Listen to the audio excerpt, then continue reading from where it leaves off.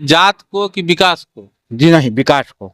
विकास को जी जी। एकदम 100%। एकदम 100%। तो यादव टूट जी। जाएगा। जी यादव टूट जाएगा। इसका क्या मतलब? विकास पर न असल में न है। शिक्षा, जो नवयुवक सबका जो भी अभी पूरे भटक रहा है, उस सबको जो विकास करेगा उसको न मिलना चाहिए। बेरोजगारी तो बहुत बढ़ा हुआ है, ऐसी बात तो नहीं है। जो विकास बहुत पढ़ लिख करके एकदम बैठे हुए हैं। बाहर जाने का, जो बिहारी लोग बाहर जाते हैं, कम से कम यहाँ साधन होना चाहिए कि यहाँ नवयुवक सब कम से कम अरेंजमेंट करे, रहे, अच्छा रहेगा।